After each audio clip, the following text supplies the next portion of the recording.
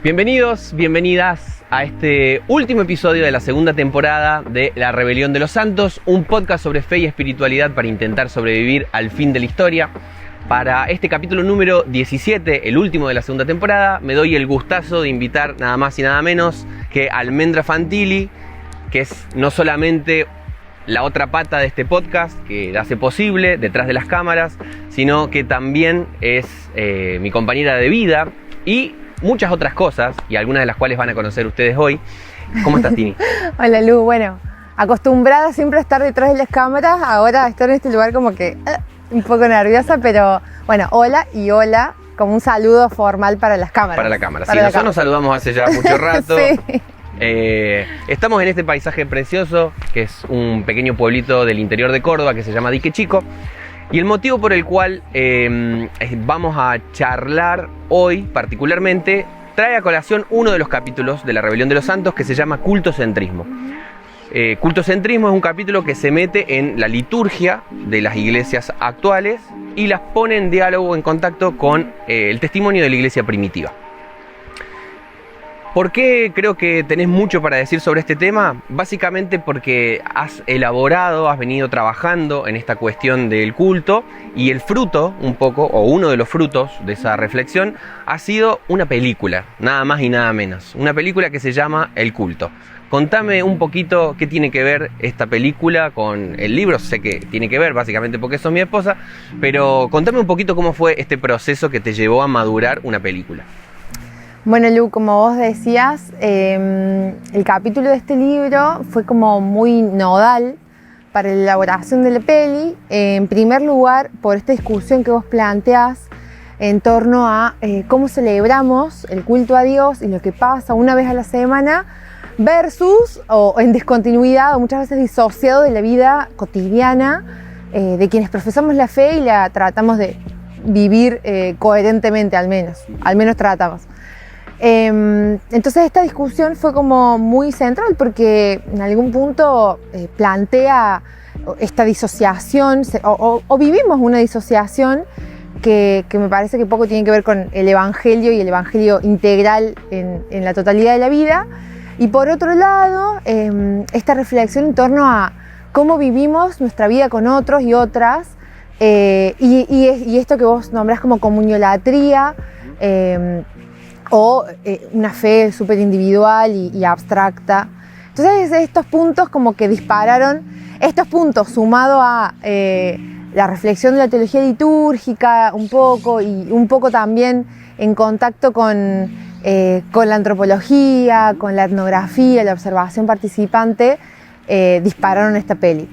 Y también un taller de cine documental comunitario que inicié en el 2017, repetí en el 2018 y en el 2019 para poder elaborar la peli, fue como, bueno, lo que disparó la peli, que es una peli documental que tiene 63 minutos y que, como bien decías, es un retrato de 4 iglesias de distintas tradiciones a partir de su culto dominical, digamos. Bien, si tuvieras que decir esas tradiciones, ¿cómo las podrías explicar brevemente? Bueno, son 4 iglesias de 4 tradiciones distintas, una iglesia metodista de la tradición histórica, una iglesia carismática, neopentecostal, podríamos decir, una iglesia de la tradición emergente, juvenil, con perfil juvenil, y una iglesia de hermanos libres, con un formato de asamblea un poco alternativo.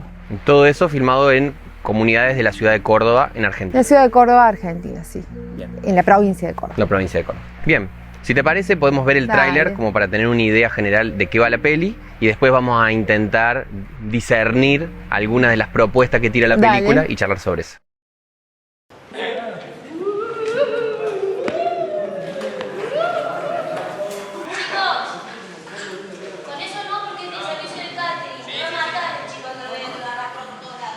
Buenos días, hermanos y hermanas. Que el Señor les bendiga en este día tan especial, porque es día del Señor. Oramos por los gobernantes, gobernador, intendente, oramos por el presidente, para que sean tocados por el poder de tu Espíritu Santo en esta hora.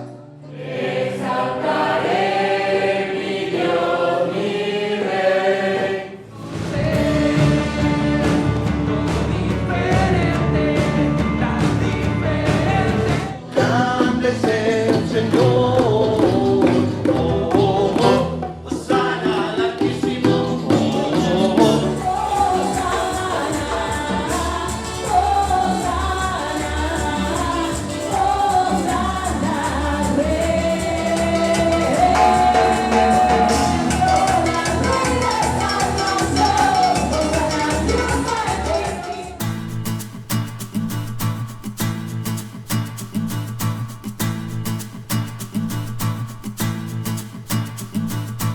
El tráiler nos presenta entonces 4 reuniones evangélicas en Córdoba, en Argentina, cada una con sus particularidades, y el hecho de la música ya nos va tirando un poquito por dónde vienen las particularidades, cómo esta tradición elabora su propia fe y cómo se mete dentro de un contexto sociocultural particular, ¿no? Esto es algo que pasa todas las semanas, al menos una vez por semana. En otras iglesias, incluso 2, 3 veces por semana suceden 5 veces. cultos de estas características, ¿no? Como el que vimos en el tráiler. Y es muy natural esta cuestión de que uno se convierte, uno acepta el señorío de Cristo en su vida y de pronto pareciera un paso natural. Sí, bueno, ¿qué hago ahora? Una de las cosas que empiezo a hacer es ir a la reunión una vez por semana, me sumo a una iglesia, participo de una iglesia. Y quizás no hay mucha elaboración acerca de esta cuestión de, bueno, ¿qué significa sumarse? ¿Qué significa participar en el culto? Es algo que está medio dado por sentado, de que, bueno, esto es lo que hacen los cristianos. Van una vez por semana, como mínimo, a la iglesia. ¿Cómo ha sido eso en tu vida? ¿Cómo lo has vivido? Bueno, viste que somos como de la polarización. Si tuviéramos que decir team verano, team invierno... no sé, team cosas dulces, team cosas saladas. Bueno, yo era del team, estoy ahí definiendo todavía esa posición, anticulto, absolutamente team anticulto. Y yo decía como modo de chiste, bueno, a ver, tengo 28 años, ¿cuántas semanas tiene? 56 semanas sí, tiene, como algo así, más o menos tiene el año. Si multiplico, más de 1500 cultos en mi vida, a ver cuántos cultos tienen ustedes. No. Pero bueno, esa sensación de algo que se repite y se repite y se repite y no se entiende el sentido o no se entiende el para qué. No desvalorizando, ¿no? la presencia de Dios en los domingos o el día en que nos reunimos, sino esta cosa de decir, bueno, ya lo viví esto, ya está, estoy con Dios, ¿no? Entendemos que no vengo acá a cargar pilas espirituales, sino claro. Vengo a encontrarme con mis amigos, ¿viste? Y a veces la parte como más disfrutable, el inicio y el final. Claro, porque uno se va a encontrar con la gente que quiere. Tal cual. Pero bueno, eso ha ido un poco matizándose con la peli como disparador y con algunas búsquedas. Y no sé si algunas respuestas, pero al menos algún senderito que se fue armando a partir de las propuestas de la teología litúrgica. Ajá. Vos decías recién esta cuestión, sabemos que no venimos a cargar pilas, sabemos que no es ese el sentido del culto, de que tenemos que vivir, dice Pablo en Romano, un culto racional, un culto cotidiano, que sea parte de nuestra vida, no ir al templo para cargar las pilas, como culto a Dios, sí. Sino la vida como culto a Dios. Sabemos, como dice Hechos, por ejemplo, que Dios no habita en templos hechos por manos humanas. Hebreos trabaja mucho la cuestión de que gracias a Jesucristo hoy en día no estamos bajo un sistema sacramental como el del antiguo pacto. Incluso la Reforma Protestante presentó muchas objeciones a esta lógica sacramental de ir a hacer como un intercambio en el culto con Dios, un trueque. No obstante, aunque sabemos todas esas cosas y son parte de nuestro trasfondo teológico, muchas veces terminamos cayendo en la rutina. Somos seres bastante rutinarios. Y si yo te pregunto, esto que has ido elaborando, ¿qué podés decirme acerca de cuáles son los fundamentos teológicos del culto? Como para repensar este espacio y que no sea simplemente, bueno, hay que seguir haciendo esto porque hay que seguir haciéndolo. Y si alguien abre una comunidad en algún barrio, como bueno, ¿qué vamos a hacer? Y lo que ya aprendimos a hacer, vamos a hacer lo que hicimos todas las noches, como Pinky Cerebro. Entonces, si tuvieras que decir, ¿qué has aprendido, qué has reflexionado sobre el sentido teológico, el valor que puede llegar a tener el culto cuando está desarrollado en su máximo potencial? Bueno, hay un librito que ha llegado a mis manos hace un tiempo de un autor que se llama Jean-Jacques von Almen, no sé si lo pronuncio bien, pero von Almen, sí, justo. Y un poco el autor expresa tres sentidos o tres funciones desde una lectura, podríamos decir, más de la doctrina o de los fundamentos del culto cristiano. En primer lugar, el culto como historia de la recapitulación de la salvación. Es decir, el espacio donde tenemos que tomar conciencia y aprender de la historia de la salvación. Por eso algunas liturgias que están un poquito más programadas tienen muy en conciencia qué canciones se van a cantar, qué textos se van a leer. Porque se está contando una historia. Porque se está contando una historia, exactamente. O sea que, si tuviéramos que decir, como para ir sintetizando ideas, ¿no? Sí. Este primer aspecto sería aprender. Aprender la gran historia de Dios, por así decirlo. Un sentido pedagógico del culto y de la liturgia. Bien. En segundo lugar, el culto como epifanía de la iglesia, donde la comunidad toma conciencia de sí misma y toma conciencia de lo importante para el anuncio, lo que hay que comunicar. Y esto es muy, muy interesante porque es que la comunidad, diría Karl Barth, digamos, en el culto toma conciencia, se convierte en comunidad de fe, en comunidad bautismal, en comunidad eucarística, en comunidad de oración. Y es como en la historia, en la gran historia de la salvación y de la tradición cristiana, la comunidad toma conciencia de su lugar. Claro. Entonces, en primer lugar, aprender una historia. En segundo lugar, meterme dentro de esa historia. ¿Qué lugar tengo yo dentro de esa gran historia? Mi comunidad de fe dentro de esa gran historia. Bien. Y en tercer lugar, el culto cristiano como anuncio y denuncia del fin del mundo, digamos. Como quizás de una perspectiva más escatológica, como principio y fin, como anuncio y denuncia, como promesa y amenaza, y cómo se para ante el mundo. Bien, entonces la comunidad cristiana aprende, participa de esa historia y al mismo tiempo toma una actitud frente a la realidad, por así decirlo. Tal cual. Obviamente que el autor lo desarrolla con mucho más elementos, pero me parece re interesante, a mí me parece muy interesante y me abrió la cabeza decir si hoy tuviera que ser team pro o anti, digo, no, o sea, es necesaria la comunión, porque hay un sentido que tenemos que, creo que poder descubrir y seguir indagando y me parece muy valioso, digamos. Que quizá el desafío estaría entonces más que tirarse por el team anticulto, de decir como, bueno, ya fue esto, no tengo más ganas de repetirlo, quizás empezar a indagar en cuáles son las riquezas. Tal cual. Sí, tal cual. Y no solamente desde una perspectiva como teológica, sino también desde distintos ejes que el culto cumple un rol fundamental. Y en ese sentido, por ejemplo, el rol terapéutico desde una perspectiva psicológica me parece zarpado también, me parece como muy interesante de analizar y de observar y de elaborar. El aspecto terapéutico, digamos, tendría que ver con el plano psicológico, emocional. Tal cual. ¿Y cómo lo resumirías a eso, digamos? ¿Qué significaría un aspecto terapéutico? ¿Qué es lo que pasa en el culto? Vos sabés que hay un librito ahí de Editorial Kairos, de un autor que se llama Jorge León, que él habla sobre la psicología pastoral, y tiene un librito que se llama Psicología Pastoral de la Iglesia, y elabora esto justamente en un apartado que es, el rol terapéutico del culto. Porque si nos ponemos a pensar, en el culto vamos y elaboramos quiénes somos básicamente, ¿no? ¿Quién es Dios? ¿Quién soy yo? ¿Quiénes son mis hermanos? ¿Para qué estoy? Mi identidad, mi propósito. O sea, en algún punto elaboramos las culpas, nos confesamos con otros.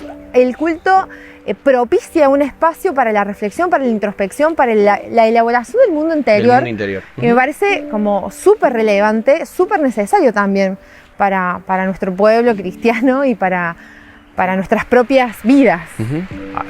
Me acuerdo que hablábamos hace un tiempo de una persona que estaba muy sorprendida de cómo los creyentes tenían como un mapa bastante preciso de su mundo interior. Tal cual. Esta era una persona que no era cristiana y decía como, qué loco que ustedes los cristianos tengan tan elaborado lo que les pasa y quizás lo damos muy por sentado, ¿no? Pero tenemos una práctica mínimamente semanal. Tal cual. De, este es un tiempo que yo separo para entrar en contacto con mi mundo interior.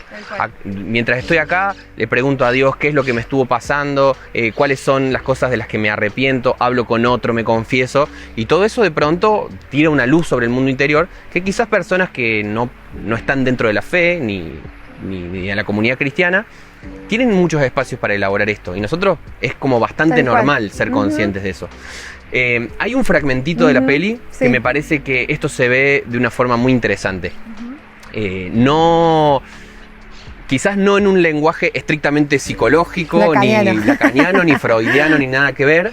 En un lenguaje muy religioso, muy teológico, pero está presente esta cuestión de el mundo interior y cómo lo elaboramos de una manera terapéutica.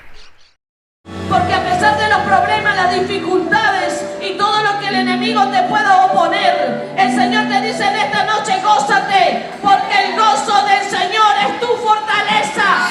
Gózate en esta noche, porque el gozo del Señor es tu fortaleza. Gózate en esta noche, porque cuando tú te gozas, el enemigo huye.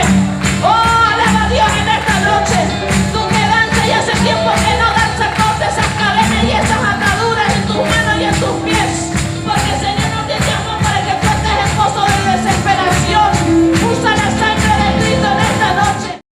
Vemos súper claro en un fragmento como este cómo está presente este aspecto terapéutico del culto, ¿sí? Gózate, porque el gozo del Señor es tu fortaleza. Porque cuando tú te gozas, y ahí lo conectamos con un corito, cuando el pueblo del Señor alaba a Dios, suceden cosas maravillosas. Es decir, en un lenguaje teológico lo que se está representando es que más allá del aspecto estrictamente teológico, la adoración que el pueblo le brinda a Dios, hay algo intangible que está sucediendo y que en este fragmento se ve muy claro cómo los cuerpos están representando eso de intangible que está pasando en el culto, ¿no? En el culto suceden cosas maravillosas cuando el pueblo del Señor alaba a Dios. ¿Cómo te parece que funciona un poquito este mecanismo terapéutico del culto? Sí, me parece que a nivel consciente e inconsciente, el culto se posiciona como un espacio donde se elabora el goce y el deseo, diría Lacan, ¿no? Donde el goce es el lugar o esa categoría que nos permite analizar por qué un evento, aunque se repite, es interpretado como algo nuevo o fresco, con cierta novedad que uno podría decir no tiene, digamos, por la repetición misma. Y es que el espacio del culto y la experiencia religiosa en realidad, en general, nos permite como ese horizonte de posibilidades, como ese espacio donde se puede elaborar el deseo de transformación de la realidad, como esas ilusiones, ¿no? Para salir del estado de la realidad, que muchas veces es leído como una fuga mundi. Como una fuga mundi, pero que en algún punto se elaboran cuestiones muy profundas y que yo creo que justamente como ese corito dice, cuando el pueblo de Dios alaba a Dios, pasan cosas que no podemos descifrar a nivel racional, a nivel del orden del lenguaje, ¿no? Que el orden del lenguaje un poco como que nos tapa el orden de lo simbólico, de lo que se representa, y me parece que de la representación no verbal. Y que los cuerpos, Nancy Cardoso dice que hay que afirmar los cuerpos como estos espacios de interpretación, de texto, como este espacio donde se elabora el sentido de lo divino, y que si nos ponemos a pensar, los seres humanos convocados en el pueblo de Dios, formamos parte del cuerpo de Cristo, somos cuerpos y que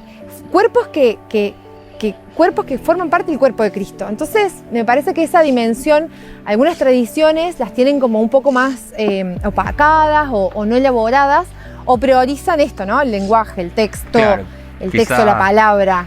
Quizás algunas tradiciones más conectadas con las iglesias históricas, que por haber nacido en un tiempo de formación del paradigma más moderno, claro. Entonces son más racionalistas. Las iglesias históricas, reformadas, por ejemplo, hacen más énfasis en que la experiencia espiritual sucede más en un plano estrictamente racional, mental. Otras tradiciones más recientes en el tiempo, como más carismáticas, más pentecostales, por el contrario, representan corporalmente todo esto que está pasando en el encuentro de la presencia de Dios con el mundo interior. Tal cual, que no son, estos tipos de experiencias no son aisladas también. Hay un poema de San Juan de la Cruz y Lacan analiza mucho a los místicos y dice, lo voy a leer porque me parece muy bello, este poema que dice: Éntreme donde no supe y quédeme no sabiendo toda ciencia trascendiendo. Yo no supe dónde entraba, pero cuando allí me vi, sin saber dónde me estaba, grandes cosas entendí. No diré lo que sentí, que me quedé no sabiendo, toda ciencia trascendiendo. Y si lo queréis oír, consiste esta suma ciencia en un súbito sentir de la divina esencia. Es obra de su clemencia hacer quedar, no entendiendo, toda ciencia trascendiendo. Esta cosa como, no sé qué pasa, pero lo siento, digamos. Algo pasa. Algo pasa y trascendiendo toda ciencia, algo estoy sintiendo, digamos. Es hermoso, es hermoso. ¿Cómo dice? Una súbita sensación o un súbito sentimiento. De la divina esencia. De la divina esencia que trasciende toda lógica, toda ciencia, toda elaboración discursiva, podríamos decirlo. Las palabras se nos quedan cortas. Te alabo, mi Señor, se acaban las palabras, solo me queda mi alma. ¿Sí? Están sugiriendo que está pasando algo que trasciende la posibilidad de atraparlo discursivamente. Y nos metemos, creo que ahí, en una dimensión que tiene que ver con el misterio. Sí. El misterio es una palabrita que etimológicamente traemos de silencio. Ante el misterio hay que hacer silencio. Y de esta misma palabra misterio o musterion se derivan otras palabras que tienen un sentido en la liturgia muy importante, que es básicamente la palabra sacramento, que ya quiero que hablemos en un ratito sobre el tema ese de los sacramentos, pero como recapitulando todo lo que hemos estado hablando ahora. Quizás somos muchos de nosotros de una generación que dimos por sentado. Dijimos, bueno, esto es algo que hay que hacer, cuando uno se convierte empieza a ir a la iglesia y ya está, digamos. Ahora, eso puede llevarnos a cierta rutina y a perder muchas de estas dimensiones que estamos hablando. Hablamos de un aspecto pedagógico. En el culto uno aprende o debería estar aprendiendo la historia sagrada, la gran historia de Dios con la humanidad. En segundo lugar, hay un aspecto de epifanía, podríamos decir. Es decir, nosotros, como pueblo de Dios, tomamos conciencia de nuestro lugar en la historia, de esa gran historia. ¿Cómo nosotros participamos de esa gran historia de Dios? En tercer lugar, hablamos de una dimensión profética. La comunidad anuncia y denuncia ante el mundo, los poderes temporales. En cuarto lugar, hablamos de una dimensión más terapéutica, cómo participa el cuerpo, las emociones, cómo elaboramos lo que nos pasa en nuestro mundo interior al encontrarse místicamente con Dios. ¿Te parece que hay algo más para aportar? Para que cuando volvamos a nuestros cultos, a nuestras reuniones, a nuestras liturgias, sea por Zoom o presencialmente, podamos estar más atentos para intentar distinguir otras cosas y no darlo simplemente por sentado. Bueno, me parece una dimensión no menor, que tiene que ver con el mismo sentido de la palabra liturgia. Liturgia significa la obra del pueblo o el trabajo del pueblo. Entonces, hay un llamado a la desclerización, donde el pueblo de Dios debe participar del culto a Dios y donde la liturgia dice cosas a nivel orgánico, a nivel político, en algún sentido social, ¿no? En algunas iglesias hay lugares especiales para tales personas. Algunas personas pueden manifestar o no en el culto. Lo que se dice, cómo se dice y cuándo se lo dice, está diciendo algo. Y me parece que volver a retomar a leer, digamos, de qué manera los medios litúrgicos hacen al contenido y los contenidos a los medios y quienes participan y cómo se participa, está diciendo mucho. En la peli está retratado eso y me parece que es muy interesante para poder observar, analizar y también repensar nuestras formas litúrgicas, repensar nuestra organización del culto y bueno, pedirle al Espíritu también que renueve las estructuras y renueve los modos de hacer.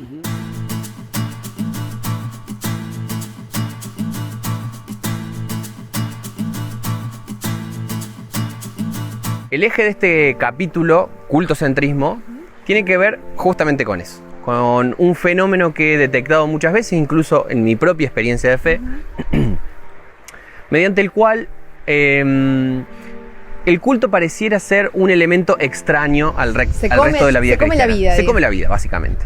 ¿Sí? Estamos acostumbrados a este tipo de disociaciones o dicotomías. Tenemos lo sagrado y lo secular, tenemos lo cristiano y lo mundano, y pareciera que dentro de esa disociación el culto ocupa un lugar concreto, muy especial, que representa esta disociación, que la muestra bien específicamente, bien plásticamente podríamos decir. En la vida cotidiana hablamos de una manera, según nuestra tonada, nuestra forma de ser, pero cuando vamos al culto hablamos, no sé, de una forma un poco rara, ¿sí? Adoptamos cierta tonada de algún artista famoso, de un pastor o predicador conocido. Nos vestimos de una manera en la vida cotidiana, pero en el culto nos vestimos de otra forma. En la vida cotidiana escuchamos cumbia, reggaetón o música electrónica, pero de pronto cuando estamos en el culto cambia también esta música. Entonces he notado muchas veces este tipo de disociación, que pareciera que el culto está separado de la vida real, de la vida cotidiana. Lo cual me parece un poco problemático, pensándolo a la luz de la Escritura, ¿no? El Nuevo Testamento nos presenta que las comunidades cristianas no vivían este tipo de disociación, sino que encontramos como una continuidad. Una integralidad. Una integralidad entre lo que es la vida cotidiana y el sacramento. Podríamos decir, bueno, en el momento en que la comunidad cristiana se junta a comer el pan, también se junta a comer. Digamos, algo tan natural, algo tan común, algo tan cotidiano como la comida, bueno, de pronto es mostrado con una profundidad litúrgica también. Hay un fragmento de la peli que me parece que muestra esto de una forma muy concreta. Y quiero que lo miremos ahora. Dale. Y sobre esto me gustaría escuchar qué es lo que has profundizado o que has descubierto sobre este tema. Dale, vamos a ver. Padre, te damos gracias esta noche por este bonito, hermoso momento. La Biblia dice: donde hay 2 o 3 reunidos en su nombre. Gracias. Bueno.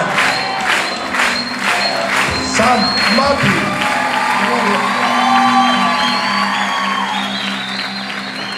¿Estos los cumpleaños son de la semana pasada o esta semana que viene? Viernes Facundo Avarelo y domingo Cristian Márquez. ¿Quién es Facundo Avarelo? El hijo del Dani, Avarelo. Bueno, eso es todo. Muchas gracias. Es más grande. ¿El recitador? No, es más grande. ¿Hay que cantar en portugués o...? No. Ella se hace la traducción. Yo creo que un portuñol podemos hacer para hacerlo sentir bien, ¿no? Brigado, ¿cómo es? Brigado. Obrigado y gracias. Vamos entonces. Ahí, vamos a cantar.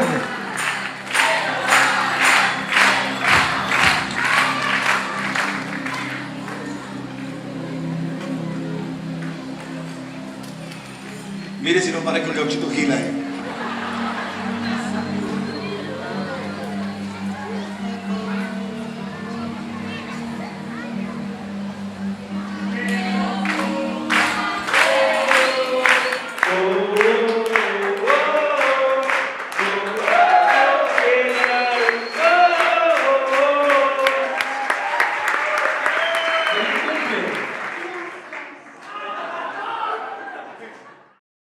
Me parece genial este fragmento porque no fue planificado ni esperado y son esas cosas como locas que pasan primero en el género documental y después también, que son como esos guiños de Dios así cuando fuimos haciendo la peli, porque no esperábamos que en las 4 iglesias celebraran los cumpleaños. Algo tan cotidiano, tan humano como festejar el cumple, la vida de alguien. Me parece muy hermoso, como la vida así como metiéndose, irrumpiendo así me parece fantástico que el pastor está diciendo algo y bueno, va esta semana, orando, vamos a hacer, vamos a orar, qué sé yo, y de pronto empiezan a cantar el cumple. Hermoso. Y es que en algún punto, bueno, hay que entender el culto y la liturgia como el espacio teológico por excelencia, el lugar teológico por excelencia. Y esto significa que es el lugar donde se pone en tensión la vida y la muerte y la relación de la manera de interpretar la relación de Dios con la humanidad, en la humanidad, digamos, la manera en que Dios se mete en la historia humana y se relaciona con la creación. Y este lugar o este espacio, esta ubicación socioeconómica, cultural, política, para interpretar eso, para interpretar las escrituras y para nuestro seguimiento de Jesús, digamos. Y creo que ahí es donde el culto debería ser como parte, esto que dice, que vos nos enseñaste, Lu, lex orandi es lex credendi, este dicho de la tradición cristiana, que es lo que creemos, adoramos, y lo que adoramos, eso creemos. Y esa continuidad, Una digamos, retroalimentación. una retroalimentación entre la vida y el espacio litúrgico. Me parece que deberíamos apelar hacia esos encuentros, ¿no? Porque es como el culto se propone como esa... tiene que ser leído, como vos decías recién, de manera integral, elaborado de manera integral, donde no haya una dicotomía o una discontinuidad, sino que, bueno, esto se cruza la experiencia de lo humano y lo divino y se interpreta desde un marco racional, desde un marco emocional, desde un marco individual, colectivo, y en eso estamos, digamos. Me parece como muy hermoso. ¿Cómo se llama? Von Almen, Jacques von Almen. El tuyo. Él dice que el culto habilita la plenitud antropológica y que se encuentra, ¿no? Nos encontramos con el distinto, nos encontramos con la distinta, con la diferente, y que restituidos, donde somos restituidos en nuestra humanidad por Cristo. Me parece muy bello, digamos, donde todos tenemos un lugar, todos y todas tenemos un lugar en el culto. Y nos encontramos entre nosotros y nos encontramos con Dios. Pablo insiste esto, es en Cristo Tal donde cual. se cae el muro de hostilidades, Que dice nos separa, Efesios, tal cual. donde es en Cristo, donde no hay ni judío, ni griego, ni esclavo, ni libre, ni varón, ni mujer, sino que por el contrario somos reconciliados. Pensar el culto, qué interesante, como una especie de vórtice, Tal cual. una cruz, donde también nuevamente lo humano y lo divino se pueden cruzan. encontrar, se pueden cruzar, y donde podemos de alguna forma hacer esta retroalimentación. Tal cual. No pensar el culto como algo disociado, diferente, aislado de la vida, sino como algo que puede iluminar la vida. Tal cual. Y que también la tradición cristiana sostiene que el culto cristiano tiene como estos dos elementos, ¿no? La palabra de Dios, que es como lo más vertical, ¿no? La administración de la palabra, y por otro lado, la cena del Señor, la mesa, el sacramento, donde nos encontramos todas en la mesa, en lo horizontal, por así decirlo. Entonces, estos dos elementos sintetizan, de nuevo, los cruces. Los cruces. Sacralizar la vida y vitalizar el culto. Qué lindo Vitalizar el esto. sacramento, ¿Sí? hermoso.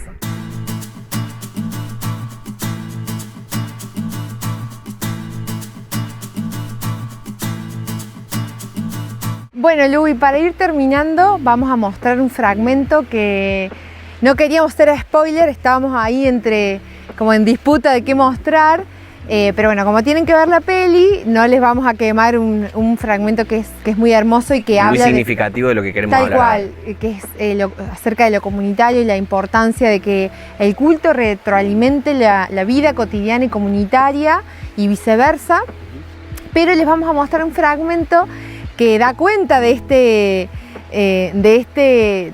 hecho en el que muchas veces deseamos ir al culto porque nos encontramos con los amigos, con las amigas, con los hermanos y las hermanas, y queda muy evidenciado en este inicio. Así que bueno, vamos a verlo. Hoy es un día especial. ¿Por qué? ¿Por qué es un día especial? ¿Alguien sabe? Porque es nuestro último día en el desierto del tabernáculo. Tenemos casa nueva. Bueno, yo observé un fenómeno, Guille, esta semana en las redes sociales. ¿Puedo mencionarlo? Hicimos un anuncio esta semana de que teníamos casa nueva. Pusimos una fotito, una frase linda, rompió las redes sociales, muchos likes, más de 200 likes, mucho.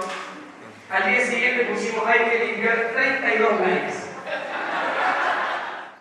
La gente llega al culto y se empieza a abrazar, se empieza a reconocer, se extrañó durante la semana.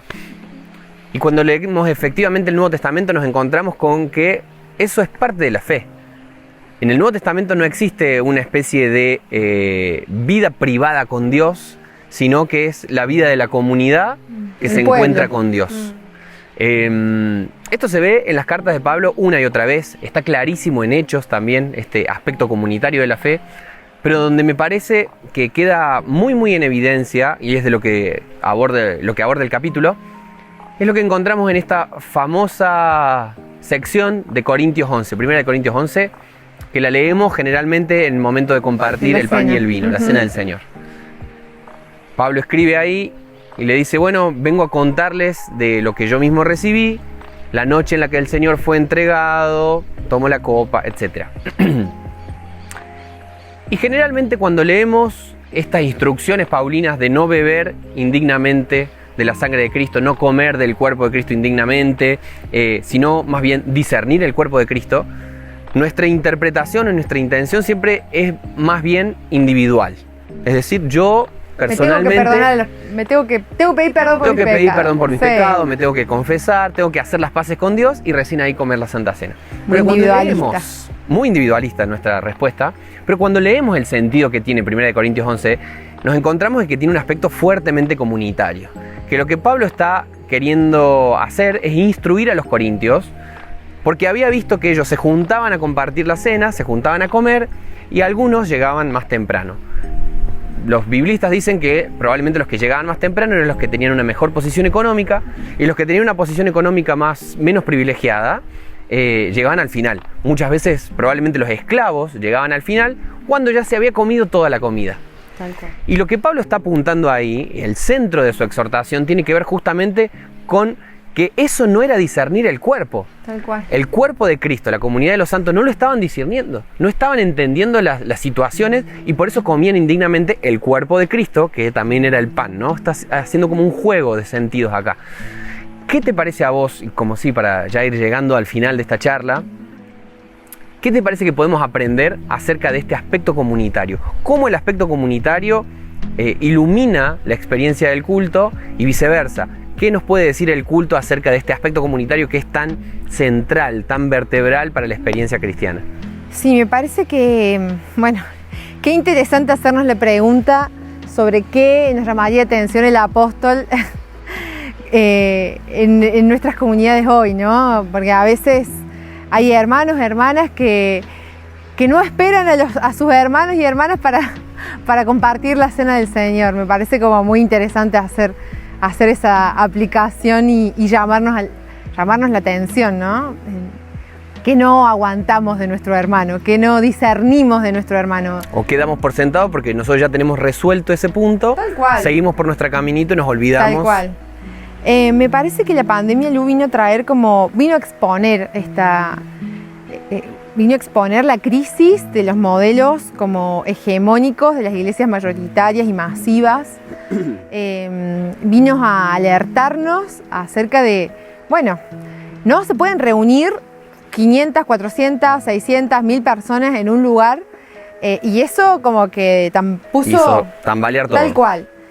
Creo que hay una dimensión a recuperar, a repensar, a reelaborar, que tiene mucho que ver con el espíritu de la iglesia primitiva, me parece. Estos aspectos domésticos, donde los espacios litúrgicos son estos espacios cotidianos.